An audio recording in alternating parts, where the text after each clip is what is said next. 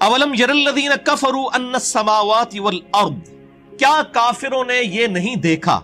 लफ्जी तर्जुमा तो ये बनेगा, बामुहावरा तर्जुमा होगा क्या काफिरों ने नहीं जाना, उनके इल्म में ये बात नहीं आई। अन्नस्समावाति वल अर्द, कि आसमानों और जमीन, यानी सारे आसमान और जमीन, कानता रतकन, ये आपस में गुंदे हुए थे, मिले हुए थे। फफतकनाहुमा, तो हमने इनको फाड़ कर जुदा किया।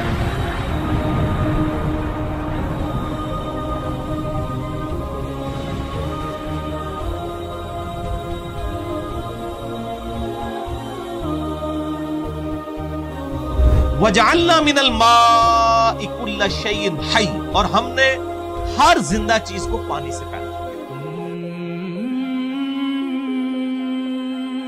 अफला युमिनून, क्या अब भी ईमान न लाओगे।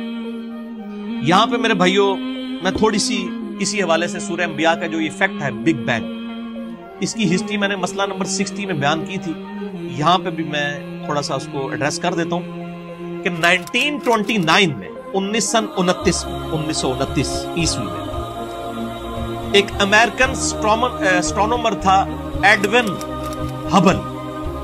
ये वही एस्ट्रोनॉमर है जिसके नाम के ऊपर वो हबल टेलीस्कोप है दुनिया की सबसे बड़ी, जो सेट उन्होंने छोड़ी हुई है खला के अंदर।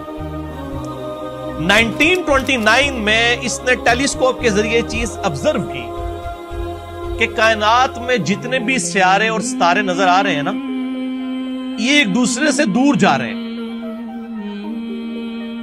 और फिजिकली उसका जब स्पेक्ट्रम ड्रा किया गया वो ग्रेजुअली रेड की तरफ शिफ्ट हो रहा था। और ये फिजिक्स का कानून है कि अगर किसी मूविंग ऑब्जेक्ट, यानी इधर से अगर एक ऑब्जेक्ट मूव करके मुझसे दूर की तरफ जाए ना और उसका स्पेक्ट्रम ड्रा किया जाए तो वो रेड की तरफ शिफ्ट होता है, जितना दूर जाएगा उतना रेड कलर वाज़ेह होगा।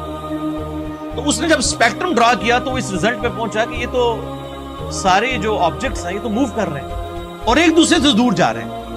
तो उसने कहा कि अगर ये एक दूसरे से दूर जा रहे हैं तो यकीनन कोई एक वक्त ऐसा होगा कि ये सारे ऑब्जेक्ट्स एक ही जगह पर जमा होंगे। जैसे मैं अपने हाथ में अगर 50-60 बंटे पकड़ लूं शीशे के बॉल्स एक जगह और मैं उनको यूं बखेरूं, एक दूसरे से दूर जाएंगे ना, वो एक कॉमन पॉइंट से स्टार्ट होंगे।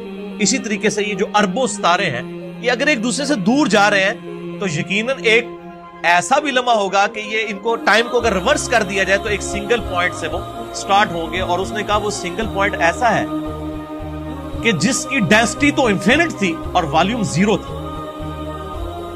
और साइंस में कोई ऐसी चीज नहीं होती कि जिसकी डेंसिटी इंफिनिट हो, ना खत्म होने वाली, और उसका वॉल्यूम, उसका हुजम 0 हो। इसका मतलब क्या है कि अदमे महज से वजूद बख्शा गया चीजों को। चीजें मौजूद नहीं थी, अचानक पैदा हो गई। क्रिएशन एक्स नहीं लो, कायनात इसे विल ऑफ गॉड की वजह से प्रोड्यूस हुई है, अदमे महज से वजूद बख्शा गया। और उस बड़े धमाके को उन्होंने कहा कि ये बिग बैंग। अब बिग बैंग पे मैंने मसला नंबर 60 में डिटेल से गुफ्तगू की, मैं आज उस डिटेल में नहीं जाऊंगा वरना मेरी ये गुफ्तगू लिमिटेड टाइम में कवर नहीं होगी। अच्छा, जब उसने ये बात की तो फिर ये अवाम के सामने आया। फिर आइंस्टाइन ने तो ऑलरेडी मैथमेटिकली ये चीज प्रूफ कर दी थी, एक्सपेंडिंग यूनिवर्स, ये कायनात फैल रही है। जब ये दो हकायक सामने आए, फिजिकली ऑब्जर्वेशन भी और मैथमेटिकल, तो फिर लोग इस तलाश में शुरू हो गए अगले स्टेप के लिए कि अगर वो बिग बैंग हुआ था तो उस धमाके की बारीक सी नॉइज और रेडिएशंस आज भी मौजूद होनी चाहिए। जैसे कहीं पे बम फटे तो वहां पे धुआं उड़ता है और रेडिएशंस और शॉक वेव्स प्रोड्यूस होती हैं, और कायनात का इतना बड़ा धमाका है तो चाहे वो अरबों साल पहले हुआ, आज तक शॉक वेव्स कोई लिमिटेड फॉर्म में तो मौजूद होंगी। तो ये दो साइंटिस्ट थे, उनका नाम था, एक का नाम था ए पेंजियास और दूसरा था डब्ल्यू विल्सन। इन्होंने 1965 में वो कॉस्मिक माइक्रोवेव बैकग्राउंड रेडिएशंस दरियाफ्त कर ली। इनको कहते हैं CMBR, cosmic microwave background radiation, जो बिग बैंग की वजह से प्रोड्यूस हुआ। 1978 में इन दोनों को नोबेल प्राइज दिया गया इसके ऊपर, या फिजिकली आपने प्रूफ कर दी ये चीज। वो आज तक उस धमाके के असरात मौजूद है कायनात के। फिर 1989 से लेकर 1993 तक 4 سالوں کے لیے امریکہ نے ایک اسپیس شٹل ڈسکوری لانچ کی تاکہ فزیکلی خلا کے اندر ان چیزوں کو آبزرو کیا جائے، اور اس کے اوپر $160 ملین لگے۔ آپ جا کے ذرا گوگل پہ لکھیں CMBR، cosmic microwave background radiation, پوری آپ کو ویکیپیڈیا بتا دے گا کہ یہ کیسے کیسے پہلے ہبل نے دیکھا، اس کے بعد یہ ڈیٹیلز آئیں، اور پھر 1989 میں اسپیس شٹل لانچ کی گئی۔ $160 ملین لگا کے امریکہ نے، اور اس چیز کو اسٹیبلش کیا گیا کہ بگ بینگ جو ہے وہ ہوئی تھی۔